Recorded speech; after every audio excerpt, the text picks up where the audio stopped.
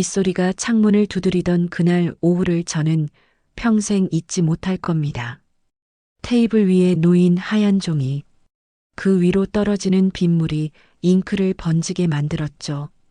저는 그저 믿었던 사람에게 도장을 빌려줬을 뿐이었습니다.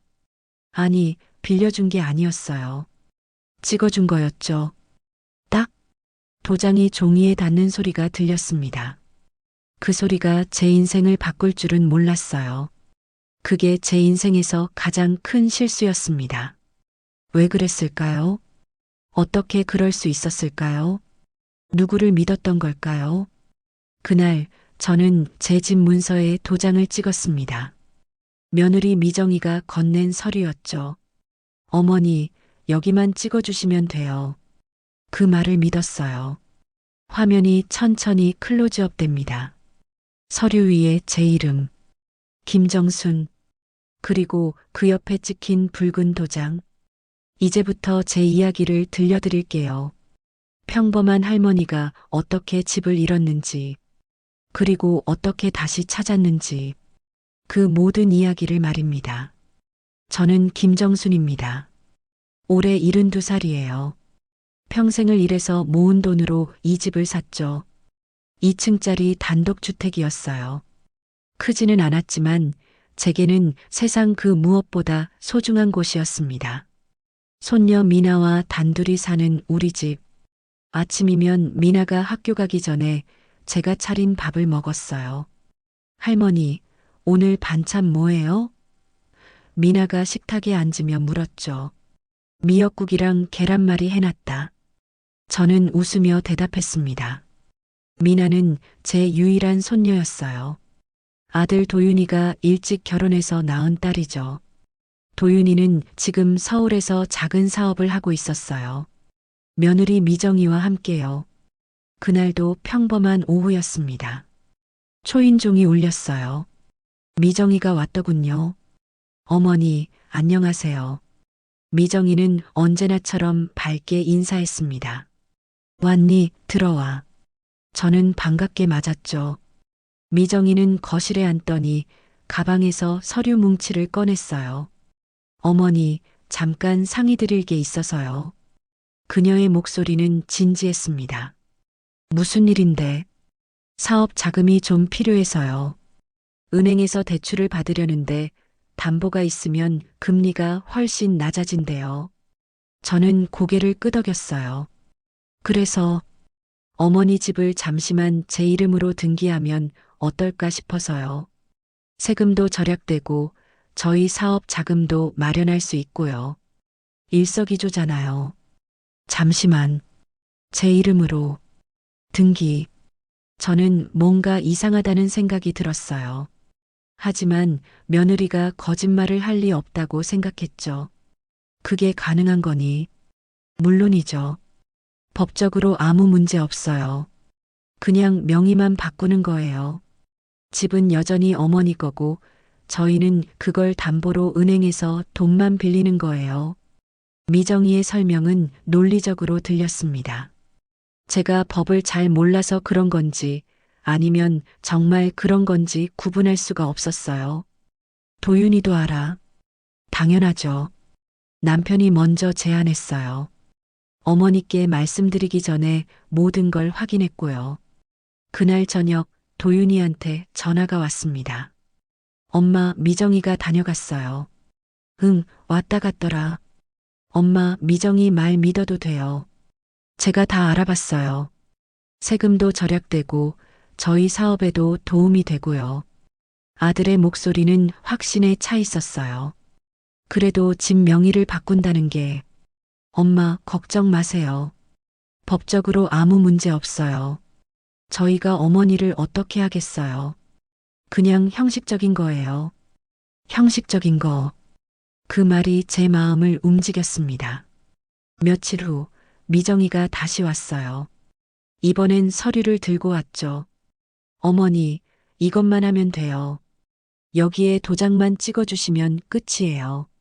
저는 서류를 들여다봤습니다. 빽빽하게 적힌 글씨들, 법률 용어들.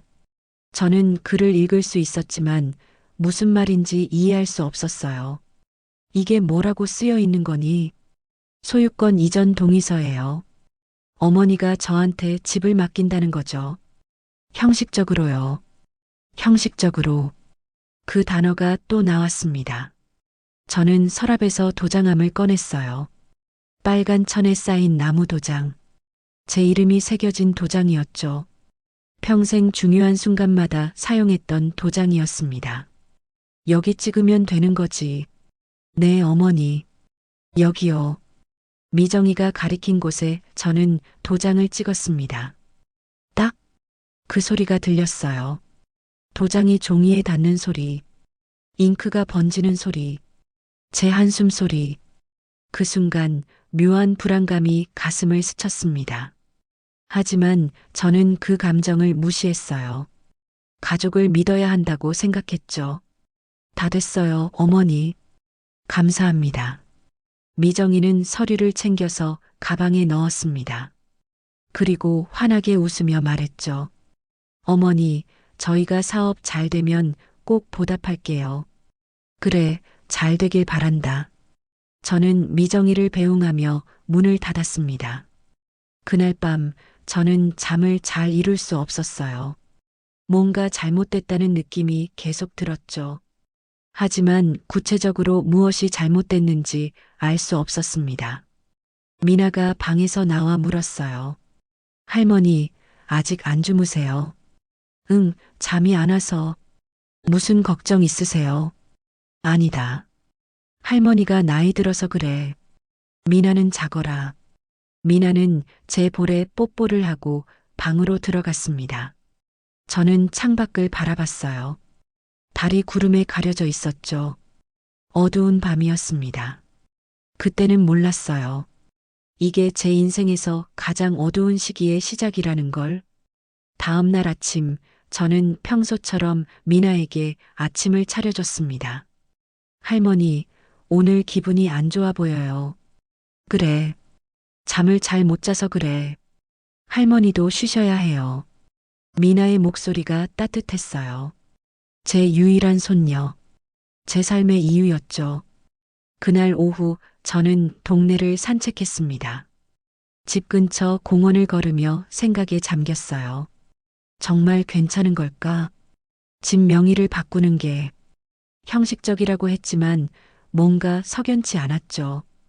이웃 할머니를 만났습니다. 정순이 언니, 오랜만이네. 그러게 잘 지냈어. 요새 뭐 특별한 일 없어? 없지 뭐. 그냥 그저 그래. 저는 도장 얘기를 하지 않았어요. 왜 그랬을까요? 부끄러워서였을까요? 아니면 괜한 걱정을 끼치기 싫어서였을까요? 집으로 돌아오는 길 우편함을 열었습니다. 광고지 몇 장이 들어 있었어요. 그 중 하나가 눈에 띄었죠. 등기우편 안내장이었습니다. 등기우편? 저는 그 단어를 보며 가슴이 철렁했어요. 무슨 등기우편이 올까? 혹시 집 관련된 거 아닐까? 하지만 저는 그 안내장을 그냥 가방에 넣었습니다. 나중에 확인하면 되겠지. 그렇게 생각했어요. 그날 저녁 도윤이한테서 또 전화가 왔습니다. 엄마, 서류 잘 넘어갔어요. 감사합니다. 그래. 사업 잘 되길 바란다. 걱정 마세요, 엄마. 곧 좋은 소식 들려드릴게요. 아들의 목소리는 들떠 있었어요. 저는 전화를 끊고 혼자 중얼거렸습니다. 잘 됐으면 좋겠다. 하지만 제 목소리는 확신이 없었죠. 그날 밤도 잠을 설쳤습니다. 꿈을 꿨어요. 제가 집 밖에 서 있고 문이 잠겨 있었습니다. 아무리 두드려도 문이 열리지 않았죠.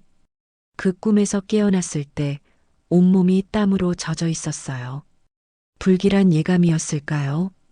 아니면 그냥 나이 들어서 이상한 꿈을 꾼 걸까요? 저는 그때 알았어야 했습니다. 제 본능이 뭔가를 경고하고 있다는 걸. 하지만 저는 그 경고를 무시했어요. 가족을 믿는다는 이유로. 그게 제 두 번째 실수였습니다. 일주일이 지났습니다. 평범한 아침이었어요. 미나를 학교에 보내고 저는 집안일을 하고 있었죠. 설거지를 하다가 문득 우편함 생각이 났습니다. 그날 받은 등기 우편 안내장. 아직 확인하지 않았어요. 저는 가방에서 안내장을 꺼내 읽어봤습니다. 주민센터에 가서 등기 우편을 찾아가라는 내용이었죠. 뭘까? 무슨 우편일까? 불안한 마음으로 주민센터에 갔습니다. 창구 직원에게 안내장을 내밀었어요. 이게 와서요. 신분증 있으세요? 저는 신분증을 건넸습니다. 직원이 뭔가를 확인하더니 봉투를 건넸어요. 여기요. 저는 봉투를 받아들고 밖으로 나왔습니다. 벤치에 앉아서 봉투를 뜯었죠. 서류가 들어 있었어요. 등기 소유자 변경 안내라는 제목이 보였습니다. 등기 소유자 변경. 제 손이 떨렸습니다. 이게 무슨 소리지? 등기 소유자가 바뀐 거야. 제 집이. 하지만 서류의 내용이 어려워서 정확히 이해할 수 없었어요. 법률 용어들이 가득했죠. 저는 그 서류를 가방에 넣고 집으로 돌아왔습니다. 집에 도착해서 미정이한테 전화했어요. 미정아, 나야. 네, 어머니. 무슨 일이세요? 우편함에 서류가 와서 등기 모시기 변경 안내라는데 이게 뭔지 모르겠어서. 전화기 너머로 미정이의 목소리가 들렸습니다. 아, 그거요. 그냥 세금 고지서 같은 거예요. 걱정 마세요. 세금 고지서. 정말 그거니? 네, 어머니. 제가 처리할게요. 서류 제가 가져갈게요. 미정이의 목소리는 태연했습니다. 너무 태연해서 오히려 의심스러웠어요. 그래도 내가 좀 읽어봐야 하지 않을까? 어머니, 복잡한 서류예요. 제가 전문가한테 물어보고 처리할게요. 괜히 어머니 고생하실 필요 없어요. 저는 망설였습니다. 하지만 결국 그녀의 말을 믿기로 했어요. 그래, 알았다. 전화를 끊고 나서도 마음이 편치 않았습니다. 뭔가 숨기는 게 있는 것 같았어요. 하지만 확실한 건 없었죠. 저녁에 미나가 학교에서 돌아왔습니다. 할머니, 오늘 학교에서 컴퓨터 시간에 등기부등본 검색하는 법 배웠어요. 등기부등본이 뭔데? 집주인이 누군지 나오는 거래요. 인터넷으로 바로 확인할 수 있대요. 등기부등본. 제 귀가 번쩍 뜨였습니다. 그걸 어떻게 찾는데? 인터넷에서요. 할머니 집도 검색해 볼까요? 미나가 컴퓨터를 켰습니다. 저는 옆에서 지켜봤어요. 미나의 손가락이 키보드를 두드렸죠. 바로 그때 현관문이 열렸습니다. 미정이었어요. 어머니, 서류 가지러 왔어요. 미정이는 거실로 들어오더니 미나를 봤습니다. 미나, 뭐해? 등기부등본 검색하려고요. 학교에서 배웠거든요. 그거 개인정보니까 함부로 검색하면 안 돼. 컴퓨터 꺼. 미정이의 목소리가 날카로웠어요. 미나는 깜짝 놀라며 컴퓨터를 껐습니다. 네. 어머니, 서류 어디 있어요? 저는 가방에서 서류를 꺼내 미정이한테 건넸어요. 그녀는 서류를 받아들고 재빨리 가방에 넣었습니다. 제가 처리할게요. 걱정 마세요. 미정이는 서둘러 나갔습니다. 저는 미나를 봤어요. 미나의 표정이 이상했죠. 할머니, 이모가 왜 그래요? 등기부등본은 누구나 볼 수 있는 거래요. 그래. 할머니 집도 검색해봐요. 제가 할게요. 미나가 다시 컴퓨터를 켰습니다. 하지만 저는 미나를 말렸어요. 미나야, 그만해라. 왜요, 할머니?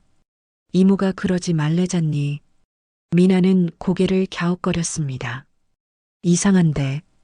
그날 밤 미나는 제 방에 들어왔어요. 할머니, 자고 있어요. 아니, 왜? 미나는 손에 핸드폰을 들고 있었습니다. 할머니, 제가 사진 찍어뒀어요. 사진이. 미나가 핸드폰 화면을 보여줬어요. 서류 사진이었습니다. 제가 도장을 찍던 날 미나가 몰래 찍어둔 거였죠. 왜 이걸 찍었니? 그냥요. 할머니가 중요한 서류에 도장 찍는 것 같아서요. 나중에 필요할까 봐요. 미나의 말에 저는 가슴이 뭉클했습니다. 14살 손녀가 이런 생각을 하다니. 잘했다, 미나야. 할머니, 진짜 괜찮은 거 맞죠? 이모가 이상하게 행동해서요. 저는 미나의 머리를 쓰다듬었습니다. 괜찮을 거다. 걱정하지 마라. 하지만 저는 괜찮지 않았어요. 점점 더 불안해졌죠. 다음 날 저는 동네 친구를 만났습니다. 같은 동네에 사는 순자 언니였어요. 정순아, 요새 얼굴이 안 좋은데. 좀 잠을 못 잤어. 무슨 걱정 있어? 저는 망설이다가 이야기했습니다.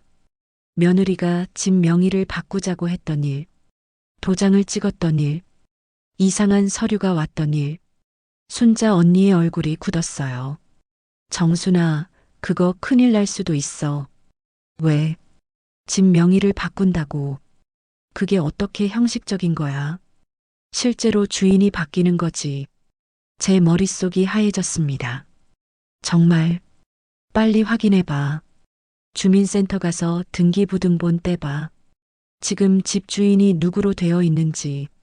저는 순자 언니의 말에 가슴이 철렁 내려앉았어요. 내일 가볼게. 빨리 가봐. 늦으면 안 돼. 집으로 돌아오는 길, 저는 다리에 힘이 풀렸습니다. 혹시, 정말 혹시, 제 집이 제 이름이 아닐까? 그날 밤 저는 전화기를 들었습니다. 도윤이한테 전화하려다 멈췄어요. 뭐라고 말해야 할지 몰랐거든요. 대신 미정이한테 문자를 보냈습니다. 미정아, 그 서류 처리 잘 됐니? 답장이 왔습니다. 네, 어머니. 다 처리했어요. 걱정 마세요. 다 처리했다. 그 말이 제 가슴을 무겁게 눌렀습니다. 다음 날 아침 저는 일찍 일어났어요. 미나가 학교 가는 걸 배웅하고 주민센터로 향했습니다. 가는 길에 심장이 쿵쾅거렸어요. 손에 땀이 났죠. 제발, 제발 아니길 바랐습니다. 주민센터 문을 열었습니다. 창구 직원을 찾아갔어요. 저기요, 등기부등본 떼려고 하는데요. 주소 알려주세요.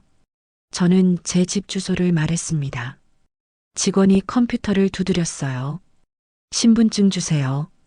저는 신분증을 건넸습니다. 직원이 확인하더니 프린터에서 서류를 뽑았어요. 여기요. 저는 떨리는 손으로 서류를 받았습니다.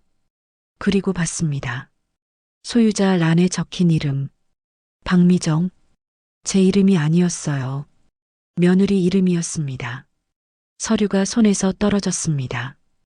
바닥에 떨어지는 소리가 들렸어요. 손님 괜찮으세요? 직원의 목소리가 멀리서 들렸습니다. 저는 그 자리에 서서 움직일 수 없었어요. 머리가 하얘졌죠. 숨이 막혔습니다. 이게 무슨 일이지? 제 집이 제 것이 아니라고. 주민센터 밖으로 나왔을 때 세상이 다르게 보였습니다. 같은 하늘이었지만 더 흐려 보였어요. 같은 거리였지만 더 낯설게 느껴졌죠. 손에 든 등기부등본을 내려다봤습니다. 소유자 박미정. 그 글자가 제 눈에 계속 박혔어요. 저는 벤치에 앉아 한참을 그 서류를 들여다봤습니다. 어떻게 이럴 수 있을까? 어떻게 제 집이 며느리 이름으로 바뀔 수 있을까? 형식적이라고 했잖아요. 그냥 명의만 빌리는 거라고 했잖아요. 제 손이 떨렸습니다. 분노였을까요? 배신감이었을까요? 아니면 제 자신에 대한 실망이었을까요? 집으로 돌아왔을 때 저는 바로 미정이한테 전화했습니다. 미정아. 네, 어머니. 무슨 일이세요? 제 목소리가 떨렸어요. 주민센터 다녀왔다. 전화기 너머로 침묵이 흘렀습니다. 주민센터요. 응.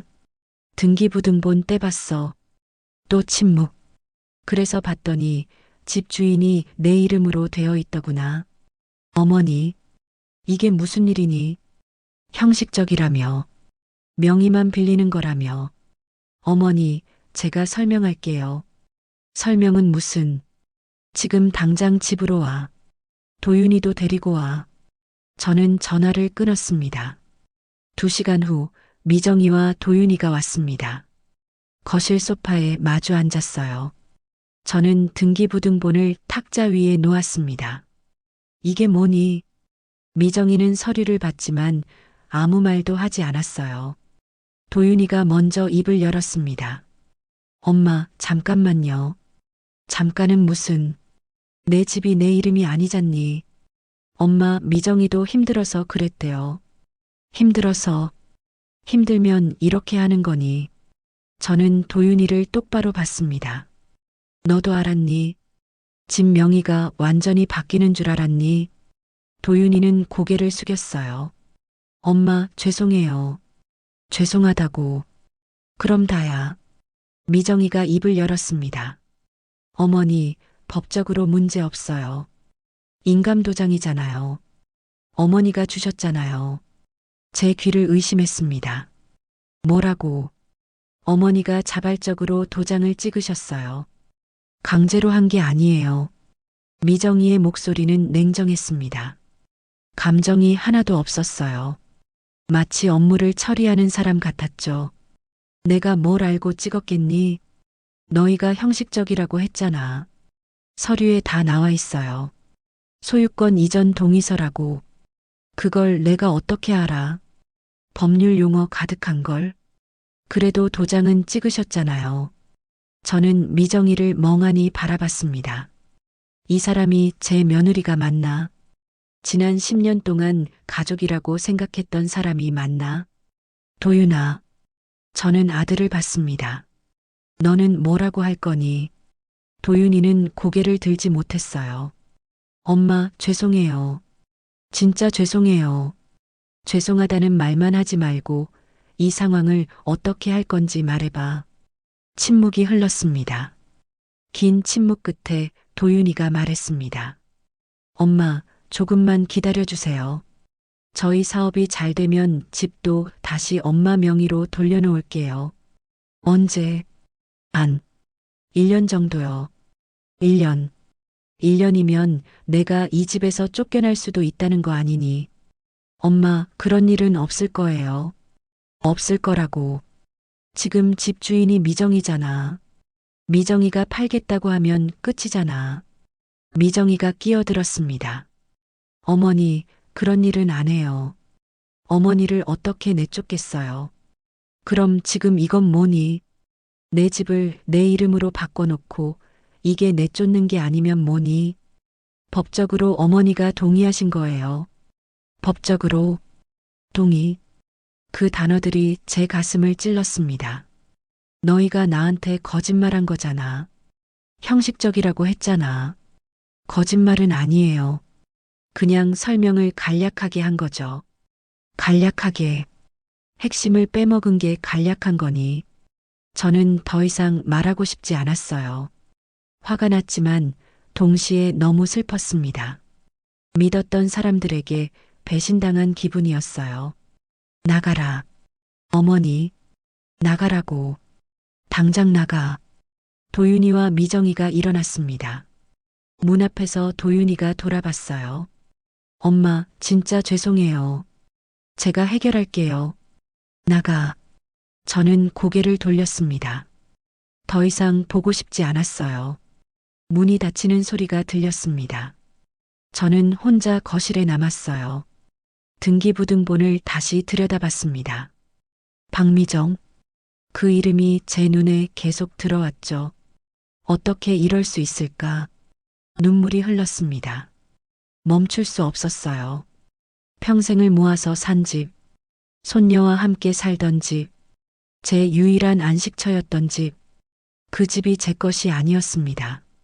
저녁이 되어 미나가 학교에서 돌아왔어요. 할머니, 왜 우세요? 저는 눈물을 닦았습니다. 아니다, 미나야.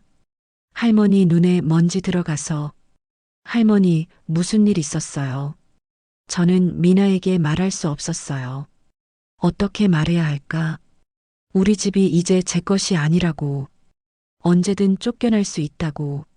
아무 일 없다. 밥 먹자. 저는 억지로 웃으며 식탁에 밥을 차렸습니다. 하지만 밥이 목으로 넘어가지 않았어요. 그날 밤 저는 잠들 수 없었습니다.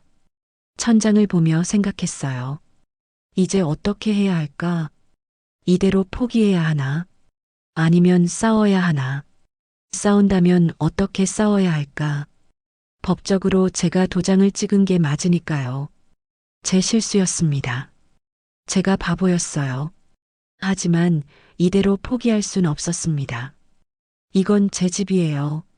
제 평생이 담긴 집이었죠. 저는 결심했습니다. 싸우기로, 어떻게든 제 집을 되찾기로. 다음 날 아침, 저는 법률상담소 전화번호를 찾았습니다. 인터넷에서 검색해서요. 미나가 도와줬어요.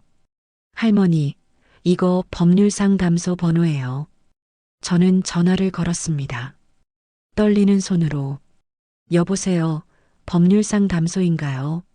네, 맞습니다. 무슨 일이시죠? 상담 받고 싶은데요. 어떤 상담이신가요? 집 문제요. 제 집이 다른 사람 명의로 바뀌었어요. 상담사의 목소리가 진지해졌습니다. 자세히 말씀해 주세요. 저는 모든 걸 설명했습니다.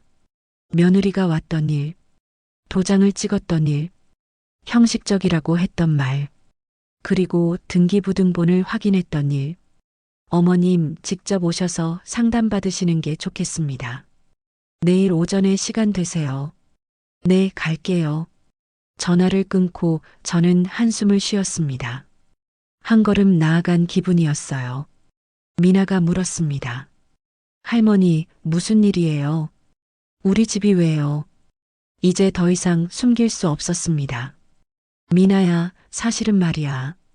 저는 미나에게 모든 걸 말했습니다. 미나의 얼굴이 굳었어요. 할머니, 그럼 우리 집이 이모 거예요. 법적으로는 그래. 그럼 우리 어떻게 돼요? 할머니가 해결할 거다.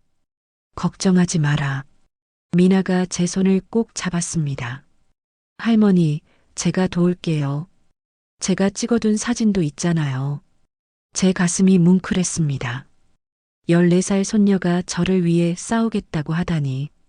고맙다, 미나야. 그날 저녁 저는 혼자 조용히 생각에 잠겼습니다. 내일 법률상담소에 가면 뭐라고 할까? 제가 이길 수 있을까?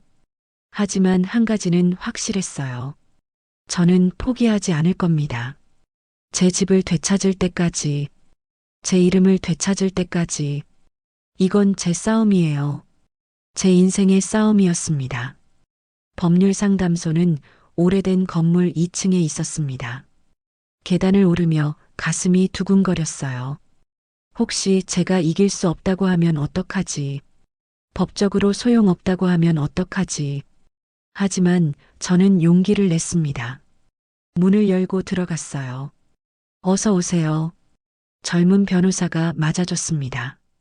이름표를 보니 정우진 변호사였어요. 앉으세요. 어제 전화하신 분이시죠?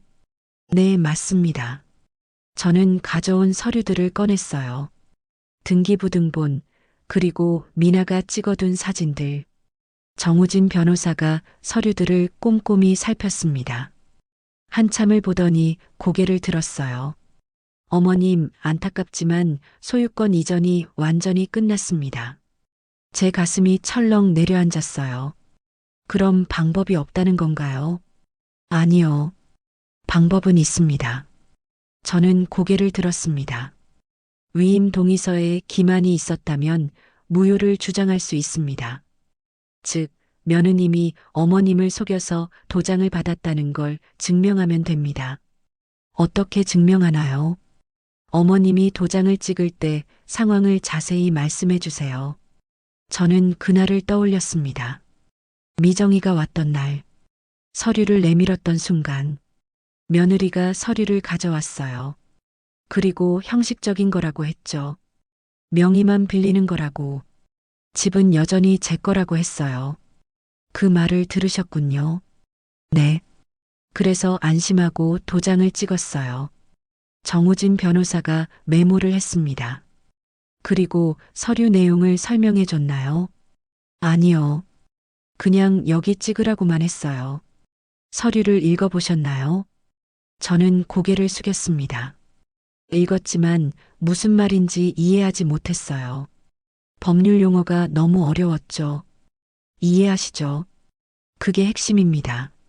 며느님이 어머님이 이해하지 못하는 걸 알면서도 속이고 도장을 받았다는 거요. 그럼 제가 이길 수 있나요? 정우진 변호사는 신중하게 말했습니다. 쉽지는 않습니다. 하지만 불가능하지도 않아요.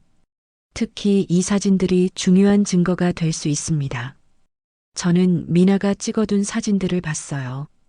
서류 위에 도장을 찍는 제 모습, 미정이가 옆에 서 있는 모습, 이 사진에서 뭔가 보이시나요? 정우진 변호사가 물었습니다. 저는 사진을 자세히 봤어요. 잘 모르겠는데요. 여기 보세요. 서류에 빈칸이 있습니다. 제 눈을 크게 떴습니다. 정말요? 네. 이 부분이 비어 있어요. 나중에 채워 넣은 거죠. 저는 그 순간이 떠올랐습니다. 미정이가 했던 말. 빈칸은 나중에 채울게요. 그 말을 기억했어요. 하지만 그게 뭘 의미하는지 몰랐죠. 변호사님, 미정이가 그렇게 말했어요. 빈칸은 나중에 채운다고. 정우진 변호사의 눈빛이 날카로워졌습니다. 그 말을 하셨군요. 그럼 이건 명백한 사기입니다. 사기요? 네. 어머님이 도장을 찍을 때 서류가 완성되지 않았어요. 나중에 며느님이 원하는 대로 내용을 채워 넣은 거죠. 저는 분노가 치밀어 올랐습니다. 정말 그랬던 거예요. 미정이가 저를 속인 거였죠. 그럼 제가 이길 수 있나요? 싸워볼 만합니다. 하지만 며느님 측에서도 반격할 겁니다.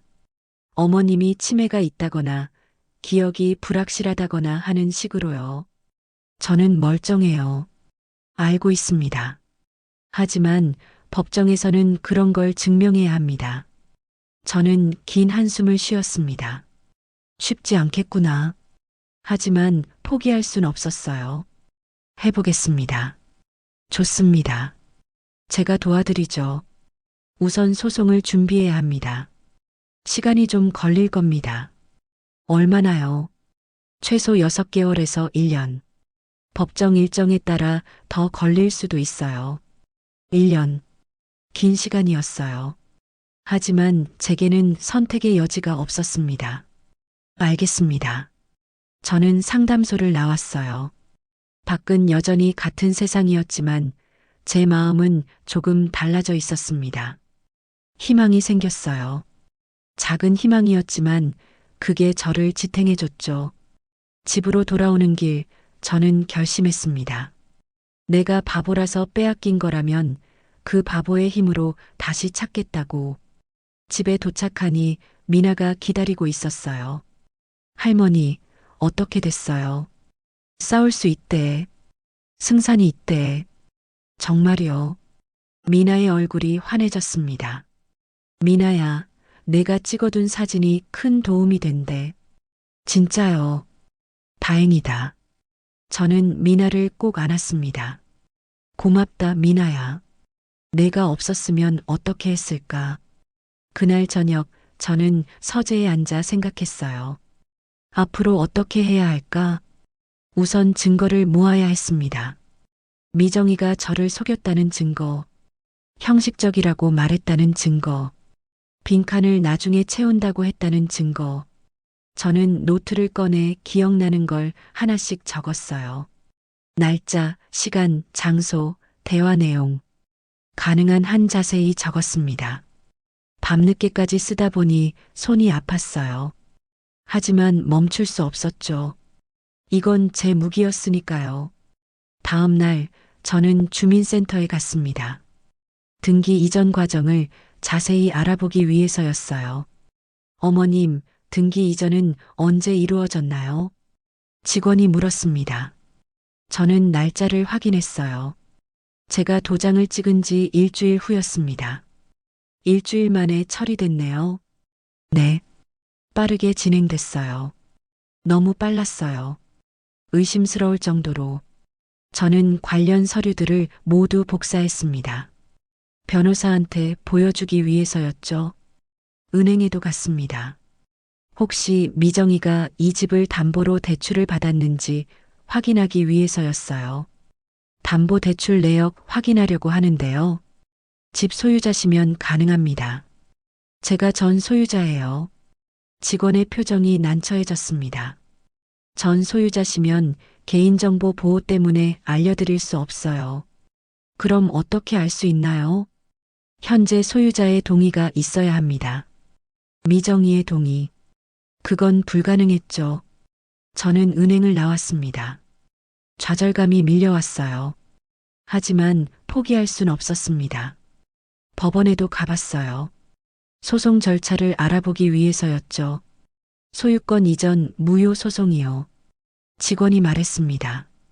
서류를 준비하셔야 해요. 증거자료, 진술서, 그리고 변호사 선임이 필요합니다. 비용은 얼마나 드나요?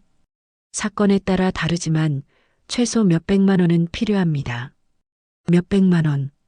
큰 돈이었어요. 하지만 제 집을 되찾기 위해서라면 감수해야 했죠. 저는 집으로 돌아와 통장을 확인했습니다. 평생 모은 돈. 얼마 남지 않았지만 이걸로 싸워야 했어요. 그날 밤 도윤이한테 전화가 왔습니다. 엄마, 소송한다고 들었어요. 누가 말했니? 미정이가 변호사한테 연락받았대요. 그래.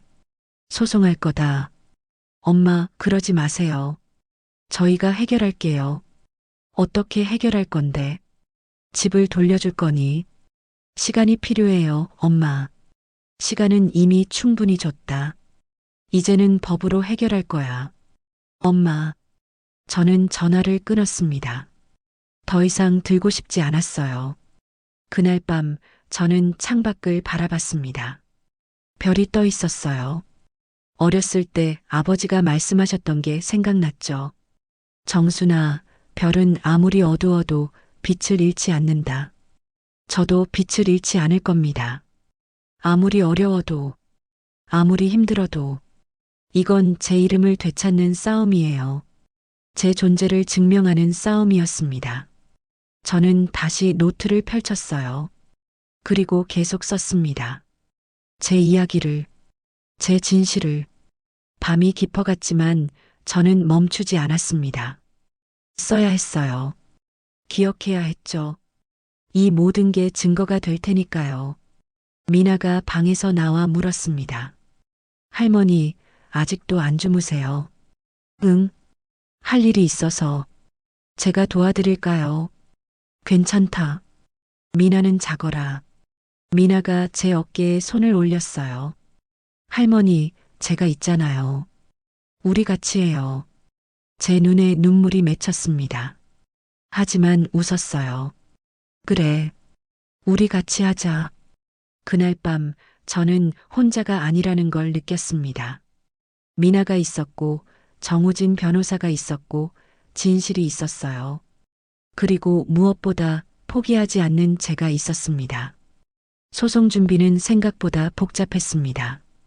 서류를 준비하고 증거를 모으고 진술서를 작성하는 일. 모든 게 낯설고 어려웠어요. 하지만 저는 하나씩 해나갔습니다. 정우진 변호사가 만들어준 체크리스트를 보며 하나씩 체크했어요. 등기부등본, 소유권 이전 서류, 도장 찍던 날의 사진, 대화 녹음 파일. 대화 녹음 파일은 없었습니다. 하지만 다른 증거들은 모을 수 있었죠. 저는 주민센터, 은행, 법원을 오가며 서류를 모았어요. 복사기 소리가 귀에 익숙해졌습니다. 서류철을 넘기는 소리도요. 도장 찍는 소리도요. 매일 아침 일찍 일어나 준비했습니다. 미나를 학교에 보내고 저는 발로 뛰었어요. 어느 날 주민센터에서 중요한 서류를 발견했습니다. 등기 이전 신청서였어요.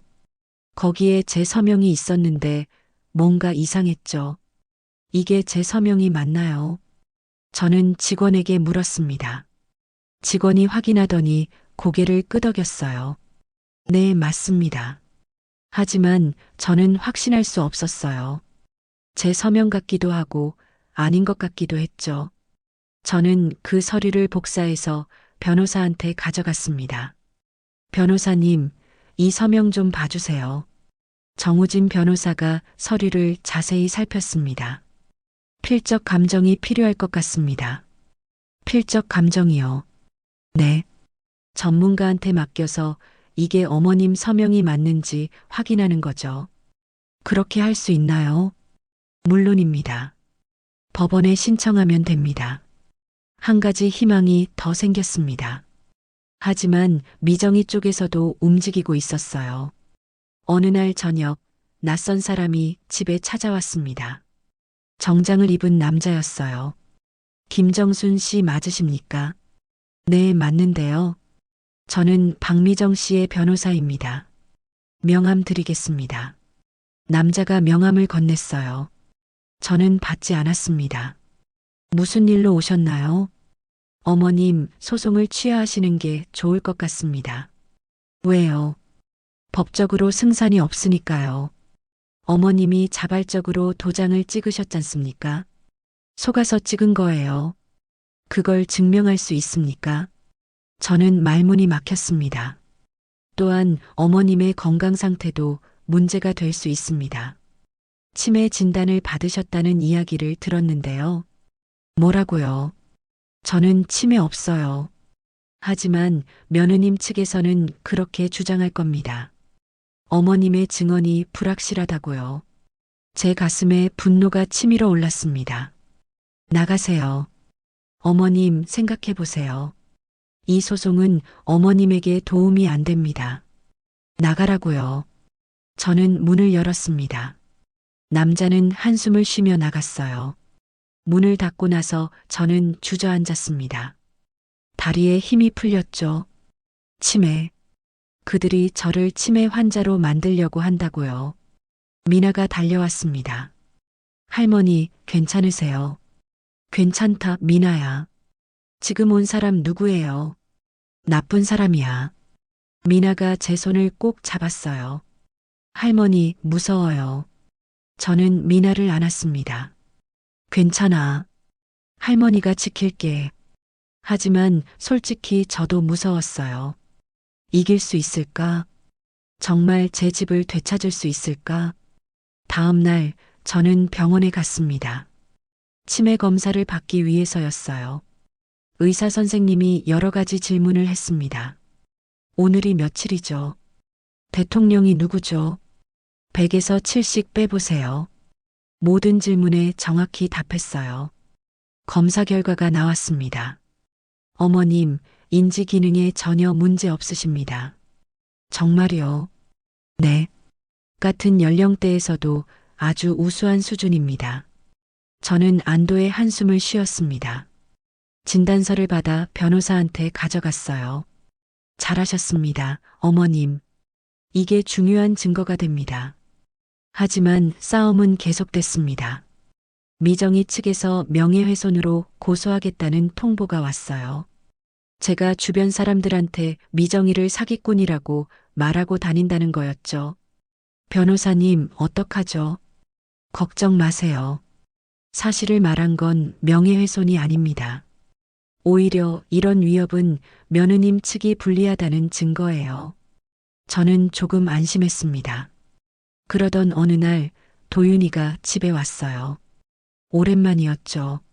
엄마, 왜 왔니? 엄마, 제발 소송 취하해 주세요. 안 돼. 엄마, 미정이가 힘들어해요. 저는 아들을 똑바로 봤습니다. 너는 내가 힘들다는 생각은 안 하니? 엄마도 힘들다는 거 알아요. 하지만 하지만 뭐, 며느리가 더 중요하니. 그게 아니라, 그럼 뭔데? 내 엄마가 집을 잃어도 괜찮다는 거니? 도윤이는 대답하지 못했어요. 나가거라. 엄마, 나가라고. 도윤이는 고개를 숙이고 나갔습니다. 문이 닫히는 소리가 들렸어요. 저는 혼자 남았습니다.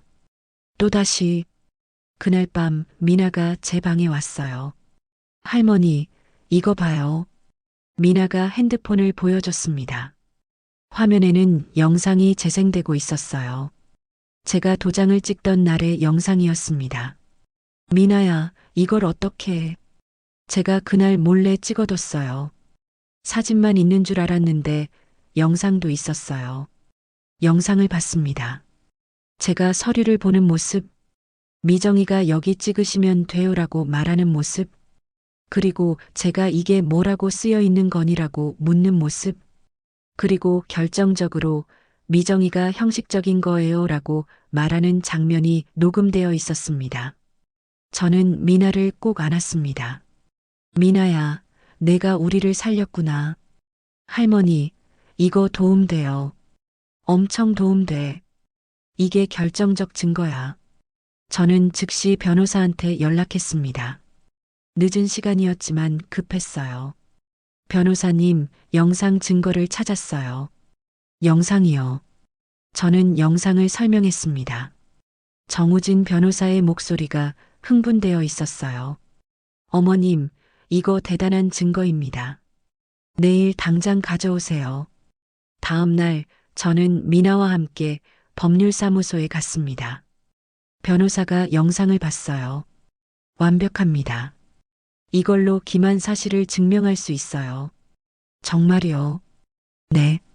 며느님이 명확히 형식적이라고 말했잖아요. 이건 거짓말입니다.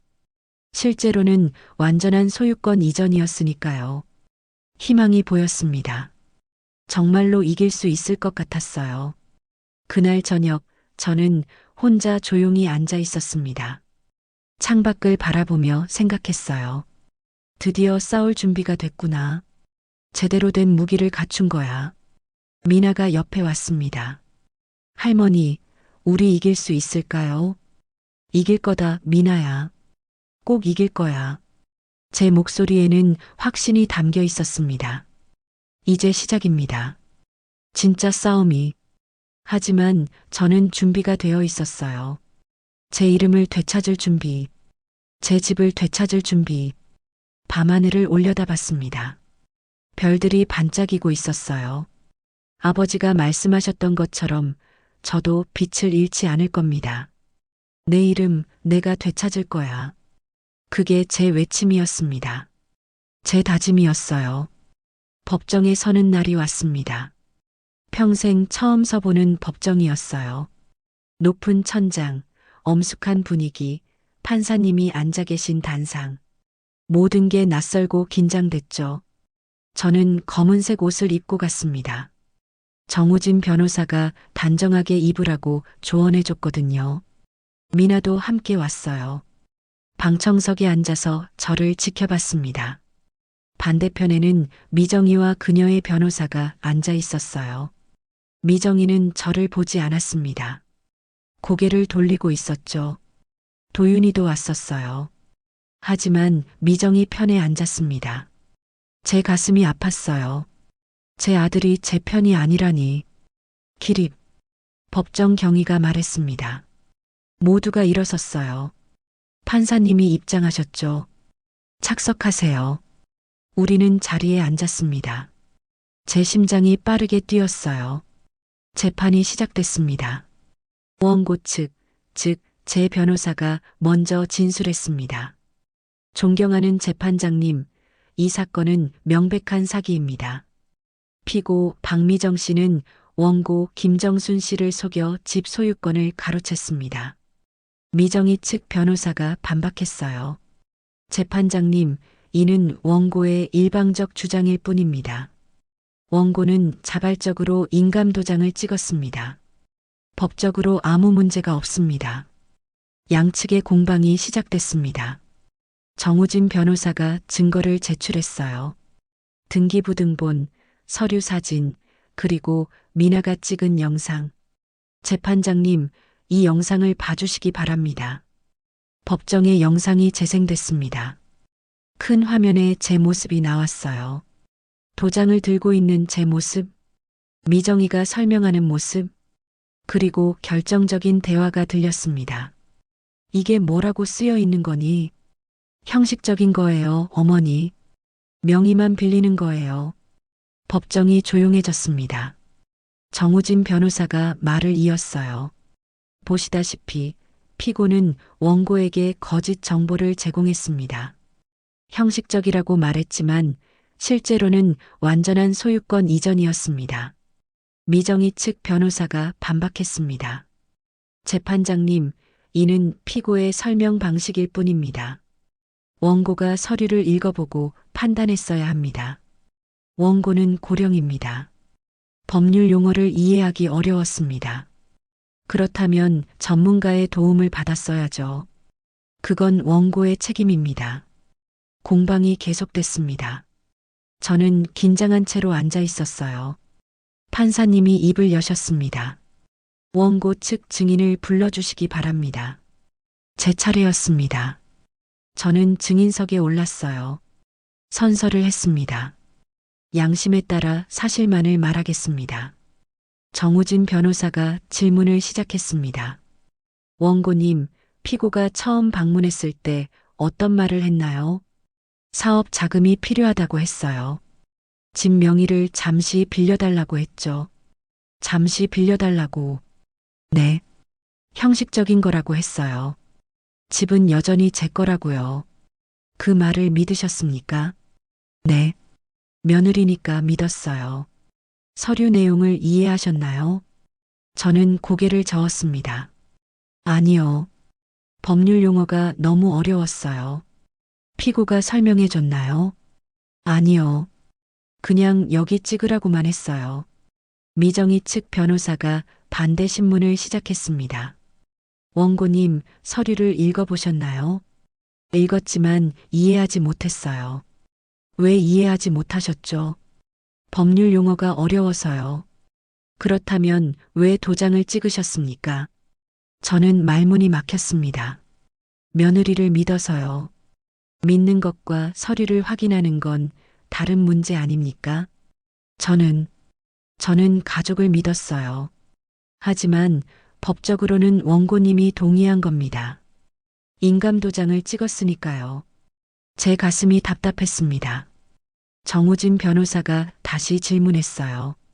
원고님, 피고가 빈칸을 나중에 채운다고 말한 적 있나요? 네, 있어요. 어떻게 말했나요? 빈칸은 나중에 채울게요 라고 했어요. 법정이 술렁였습니다. 미정희 측 변호사가 반박했어요. 그게 언제였습니까?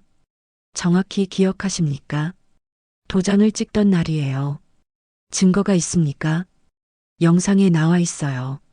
저는 자신 있게 말했습니다. 정우진 변호사가 다시 영상을 재생했어요. 이번엔 다른 부분이었습니다. 제가 서류를 보고 있는 장면, 그리고 미정이가 말하는 장면. 여기는 나중에 채울게요, 어머니. 명확했습니다.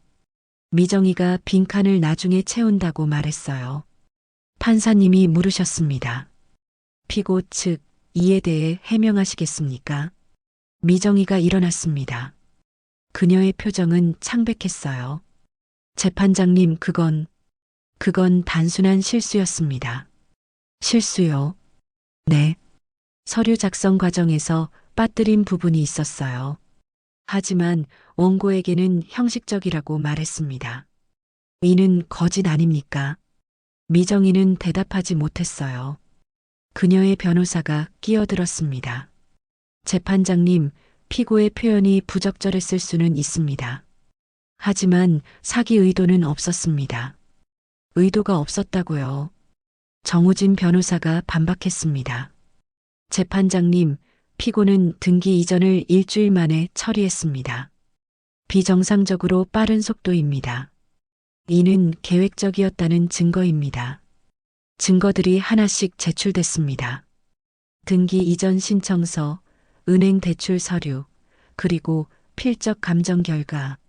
재판장님, 필적 감정 결과 원고의 서명 중 일부가 위조된 것으로 확인됐습니다. 법정이 다시 술렁였습니다. 위조요. 네. 전문가 감정 결과 세 곳의 서명 중 한 곳이 원고의 필체와 다릅니다. 미정이의 얼굴이 하얗게 질렸습니다. 판사님이 엄숙하게 말씀하셨습니다. 이는 중대한 사안입니다. 피고 측 해명하시기 바랍니다. 미정이 측 변호사가 당황한 표정으로 말했어요. 재판장님, 시간을 주시기 바랍니다. 확인이 필요합니다. 다음 재판일까지 확인하시기 바랍니다. 재판은 잠시 휴정됐습니다. 저는 증인석에서 내려왔어요. 다리가 후들거렸습니다. 하지만 마음은 조금 가벼워졌죠. 미나가 달려와 제 손을 잡았습니다. 할머니, 잘하셨어요. 고맙다, 미나야. 정우진 변호사도 왔어요. 어머님, 잘하셨습니다. 승산이 보입니다. 정말요? 네. 필적 위조가 밝혀진 이상 피고 측이 불리합니다. 저는 안도의 한숨을 쉬었습니다. 복도에서 도윤이를 봤어요. 그는 멀리 서서 저를 바라보고 있었죠. 저는 그에게 다가갔습니다. 도윤아, 엄마, 너도 이제 알겠지. 미정이가 뭘 한 건지. 도윤이는 고개를 숙였어요. 죄송해요, 엄마. 죄송하다는 말은 이제 지겹다. 내가 어떻게 할 건지 말해봐. 엄마 편에 서겠어요. 저는 아들을 봤습니다. 그의 눈에 눈물이 맺혀 있었어요. 진심이니? 네, 엄마. 진심이에요. 제가 잘못 봤어요.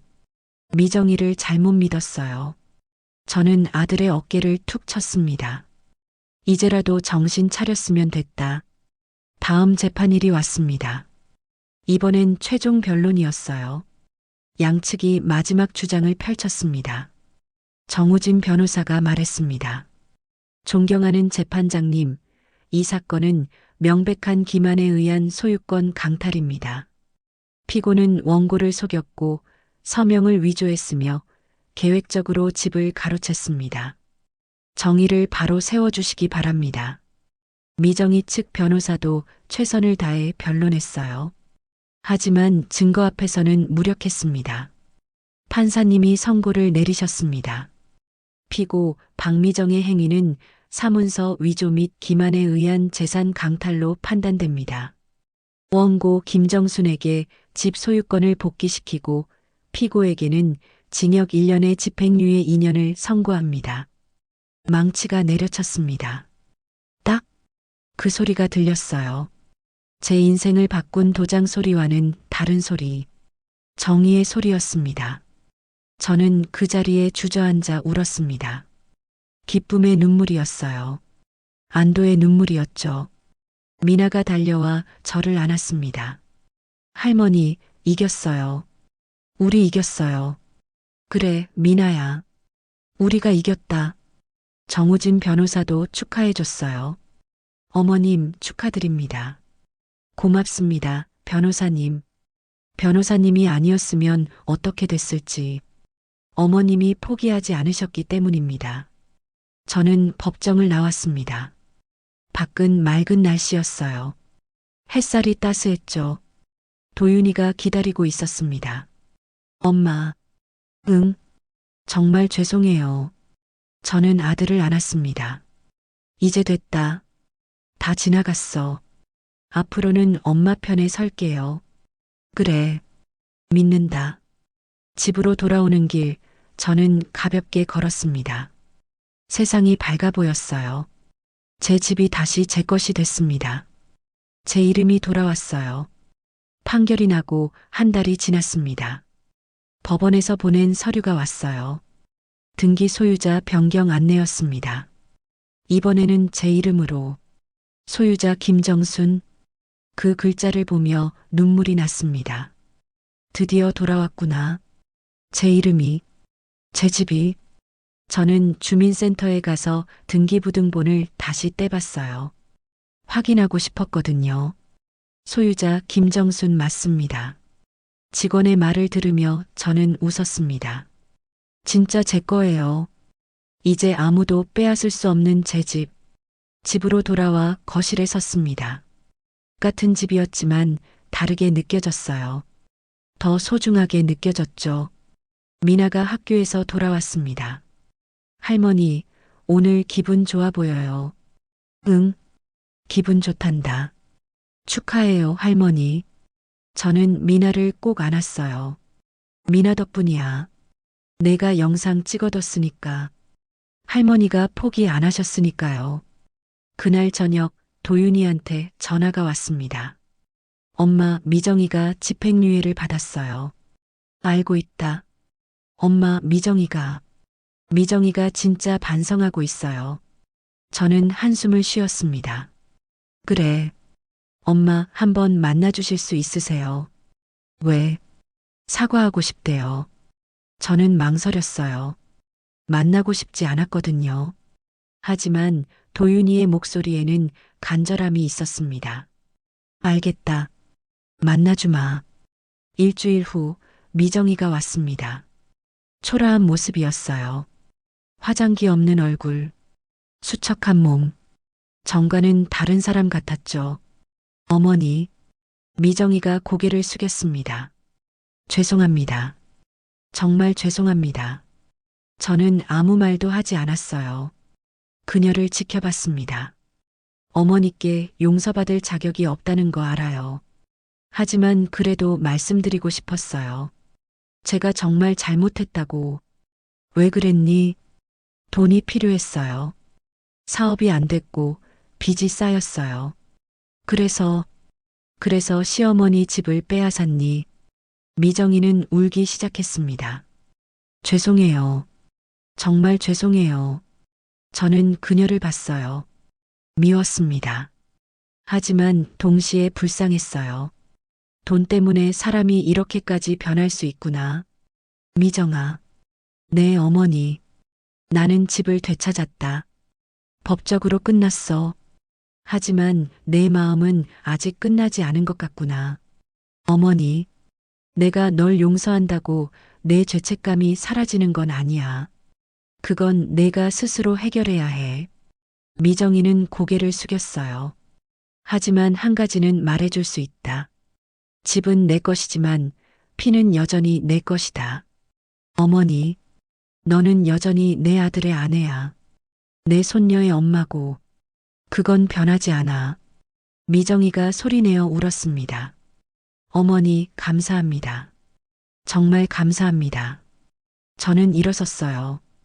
이제 가거라. 그리고 다시는 이런 일 하지 마라. 네, 어머니. 약속할게요. 미정이가 나갔습니다. 문이 닫히는 소리가 들렸어요. 저는 창가에 섰습니다. 미정이가 걸어가는 모습이 보였어요. 구부정한 등, 느린 발걸음. 그녀도 많이 힘들었겠죠. 미나가 방에서 나왔습니다. 할머니, 이모 갔어요. 응.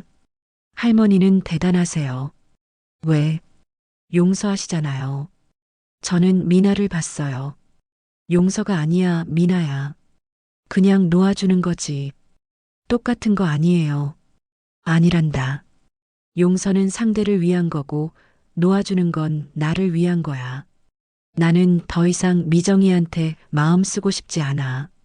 미나는 고개를 끄덕였습니다. 이해했어요. 그날 밤 저는 서랍을 열었어요. 도장함이 있었습니다. 빨간 천에 쌓인 나무 도장. 제 이름이 새겨진 도장. 이 도장 때문에 모든 일이 시작됐죠. 이 도장 때문에 제 인생이 흔들렸어요. 저는 도장함을 깊숙이 넣었습니다. 서랍 제일 안쪽에. 그리고 중얼거렸어요. 이제 이건 다시 꺼내지 말자. 도장은 중요한 물건입니다. 하지만 그것보다 더 중요한 건 신뢰예요. 믿음이죠. 도장은 잃어도 다시 만들 수 있습니다. 하지만 신뢰는 한 번 잃으면 되찾기 어려워요. 저는 그걸 배웠습니다. 힘들게, 고통스럽게. 며칠 후 도윤이가 왔습니다. 이번엔 혼자였어요. 엄마, 왔니? 엄마 미정이 만나주셔서 감사해요. 그래. 도윤이가 봉투를 꺼냈습니다. 엄마, 이거 받아주세요. 뭔데? 사업하면서 번 돈이에요. 많지는 않지만 저는 봉투를 열어보지 않았어요. 필요 없다. 엄마, 제가 드려야 해요. 너희가 힘들 때 쓰거라. 엄마, 나는 이제 괜찮다. 집도 돌아왔고 건강하고. 도윤이의 눈에 눈물이 맺혔어요. 엄마, 죄송해요. 제가 엄마를 지켰어야 했는데. 저는 아들의 손을 잡았습니다. 지나간 일이야. 이제 앞을 보자. 네, 엄마. 그리고 도윤아. 네. 앞으로는 내 가족 잘 챙겨라. 미정이도 미나도. 네, 엄마. 꼭 그럴게요. 도윤이가 간 후 저는 혼자 거실에 앉아 있었어요. 햇살이 창문으로 들어왔습니다. 따뜻했죠. 모든 게 끝났습니다. 싸움도 재판도 고통도 이제 다시 시작할 시간이에요. 새로운 시작. 미나가 학교 숙제를 하고 있었습니다. 저는 옆에 앉아 지켜봤어요. 할머니, 제가 나중에 커서 변호사 될래요. 변호사. 네. 할머니처럼 억울한 사람들 도와주고 싶어요. 제 가슴이 뭉클했습니다. 그래, 좋은 생각이다. 할머니가 제 롤모델이에요. 저는 미나의 머리를 쓰다듬었어요. 미나야, 할머니는 그저 포기하지 않았을 뿐이야. 그게 대단한 거잖아요. 맞는 말이었어요. 포기하지 않는 것. 그게 제일 어려운 일이죠. 그날 저녁 저는 일기를 썼습니다. 오랜만에 쓰는 일기였어요. 오늘 나는 다시 시작한다. 집을 되찾았고 이름을 되찾았다. 하지만 그보다 중요한 걸 배웠다. 포기하지 않는 용기, 진실을 향한 집념, 그리고 스스로를 믿는 힘. 펜을 내려놓고 창밖을 봤습니다. 별이 떠 있었어요. 아버지가 말씀하셨던 것처럼 별은 아무리 어두워도 빛을 잃지 않습니다. 저도 그랬어요. 아무리 어두운 순간에도 빛을 잃지 않았죠.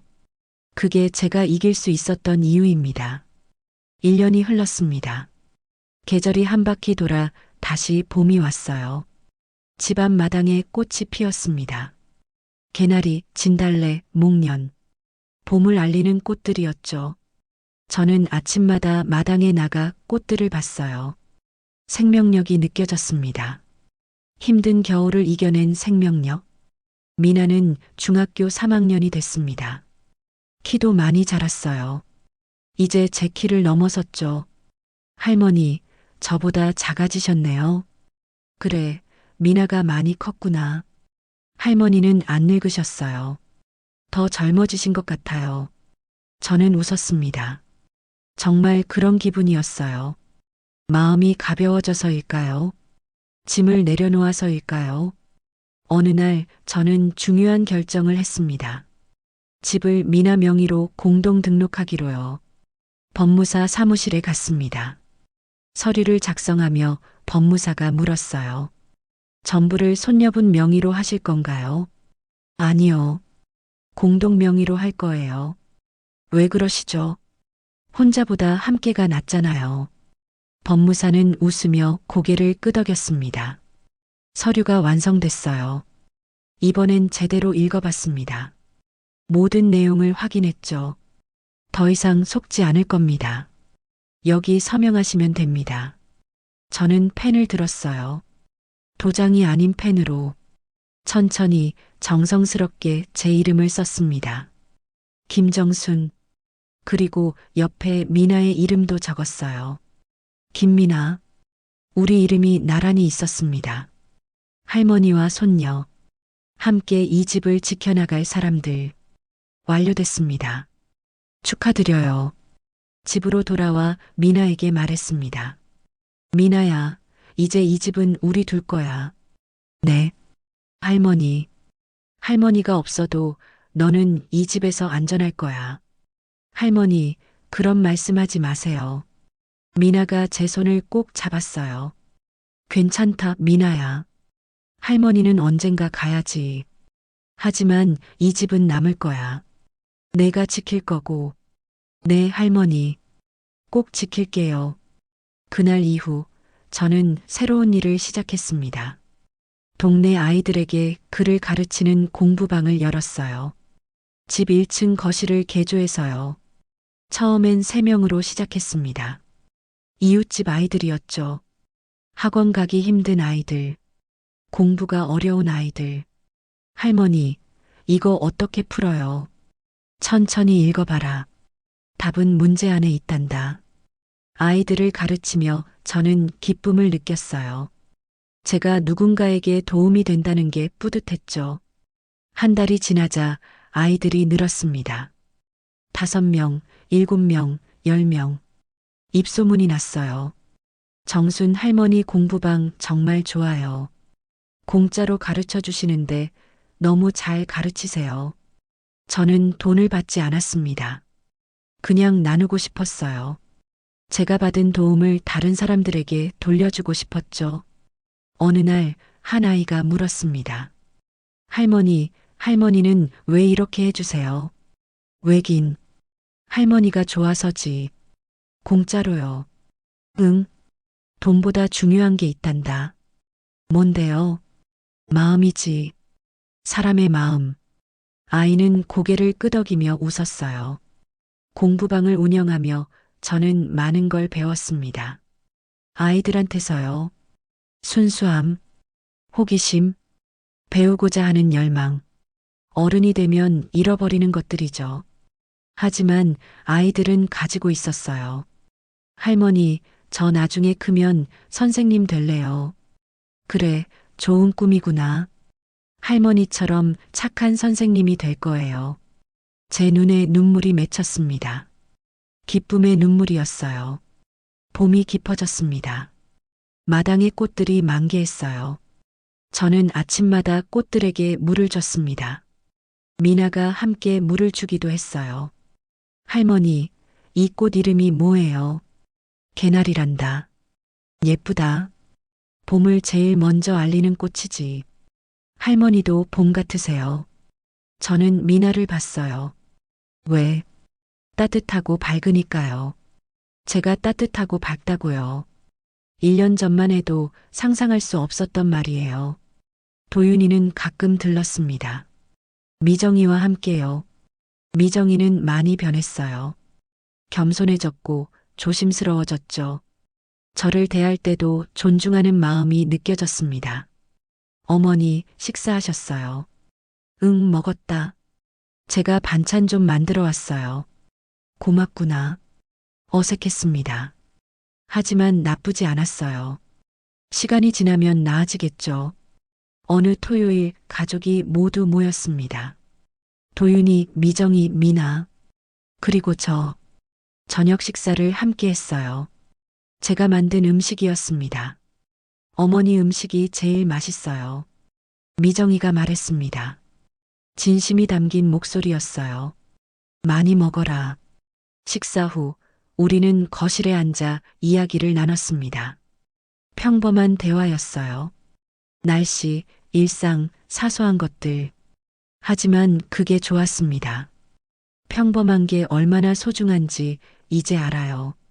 밤이 되어 모두 돌아갔습니다. 저는 혼자 남아 설거지를 했어요. 창밖을 보니 달이 떠 있었습니다. 둥근 보름달이었어요. 저는 달을 보며 생각했습니다. 1년 전 이맘때를 말이죠. 그때는 절망 속에 있었어요.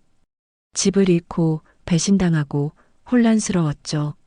하지만 지금은 평화롭습니다. 마음이 편안해요. 시간이 모든 걸 해결해 주진 않았어요. 제가 싸웠고, 제가 견뎠고, 제가 이겨냈죠. 그래서 이 평화가 더 소중합니다. 다음 날 일요일, 저는 오랜만에 동네를 산책했어요.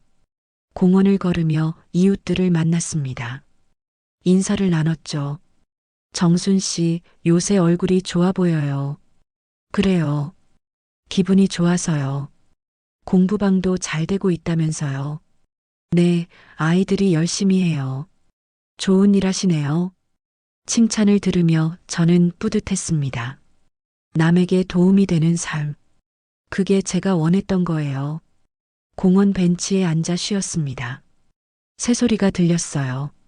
지저귀는 소리, 봄을 노래하는 소리, 햇살이 따뜻했습니다.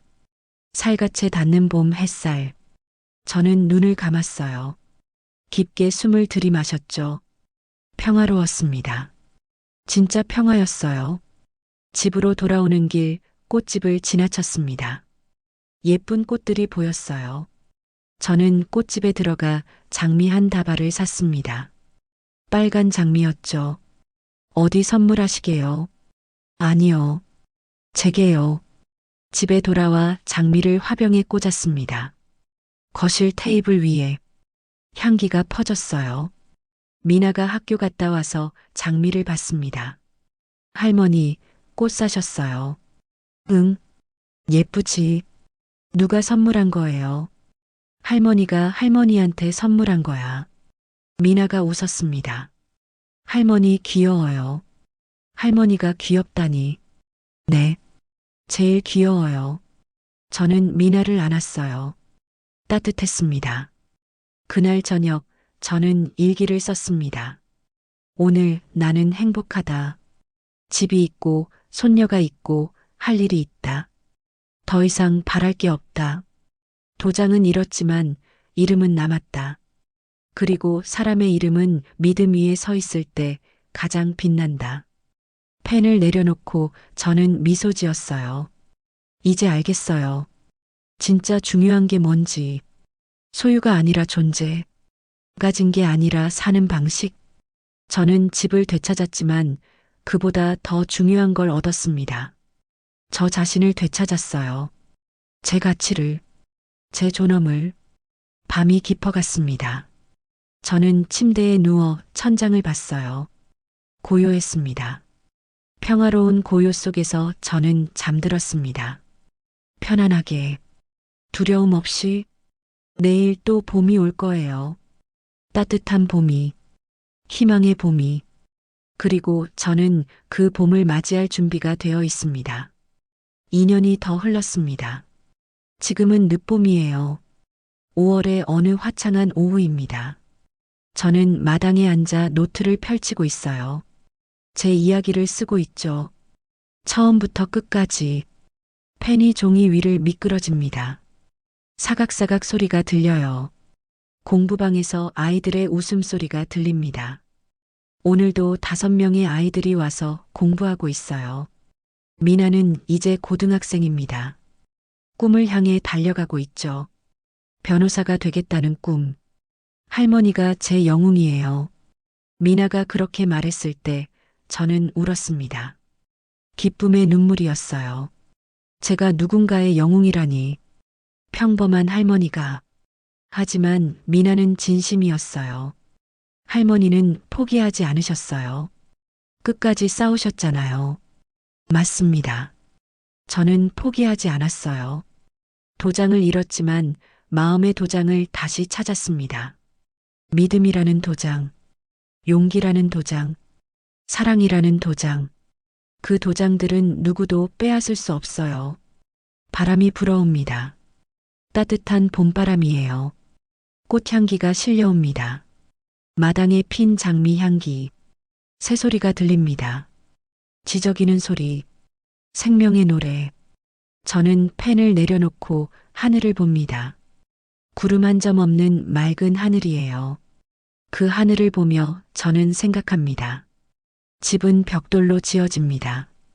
시멘트로, 나무로, 철로. 하지만 가정은 다릅니다. 가정은 신뢰로 세워져요. 사랑으로, 존중으로, 믿음으로. 벽돌은 무너질 수 있습니다. 하지만 신뢰는 무너지지 않아요. 지켜낸다면요. 저는 제 신뢰를 지켜냈습니다. 힘들게, 고통스럽게, 하지만 결국 지켜냈어요. 그래서 지금 이 순간이 소중합니다. 햇살이 따뜻합니다. 얼굴에 닿는 햇살이 부드러워요. 미나가 밖으로 나옵니다. 할머니, 뭐 하세요? 글 쓰고 있어. 무슨 글이요? 우리 이야기야. 우리 이야기요. 응. 할머니와 미나의 이야기. 집을 잃고 다시 찾은 이야기. 미나가 제 옆에 앉습니다. 그거 책으로 만들어요. 책으로. 네. 다른 사람들도 읽게요. 할머니처럼 힘든 사람들한테 용기를 줄 수 있을 거예요. 저는 미나를 봅니다. 제 손녀. 제 희망. 그래, 좋은 생각이다. 미나가 웃습니다. 환한 미소예요. 그 미소를 보며 저는 생각합니다. 이 모든 게 가치가 있었다고. 고통도, 눈물도, 싸움도. 왜냐하면 결국 저는 이겼으니까요. 집을 되찾았고, 존엄을 지켰고, 사랑하는 사람들과 함께 있으니까요. 해가 서쪽으로 기울어 갑니다. 노을이 집니다. 붉은 노을이 하늘을 물들여요. 아름답습니다. 말로 표현할 수 없을 만큼. 저는 노트를 덮습니다. 오늘은 여기까지. 내일 또 쓸 겁니다. 제 이야기를, 우리의 이야기를. 미나가 제 손을 잡습니다. 할머니, 저녁 먹으러 가요. 그래, 가자. 우리는 손을 잡고 집 안으로 들어갑니다. 따뜻한 불빛이 우리를 맞이해요. 우리 집의 불빛. 제 이름으로 된 집. 미나와 함께 지킬 집. 문을 닫으며 저는 뒤돌아봅니다. 마당에 핀 꽃들이 보여요. 석양빛에 물든 꽃들. 내일도 저 꽃들은 필 겁니다. 아름답게, 당당하게. 저도 그럴 거예요. 내일도 모레도 계속. 왜냐하면 저는 김정순이니까요. 도장을 잃었지만 이름은 남은 사람. 집을 빼앗겼지만 다시 찾은 사람. 절망했지만 희망을 놓지 않은 사람. 그게 바로 저입니다. 그리고 그게 제 이야기예요.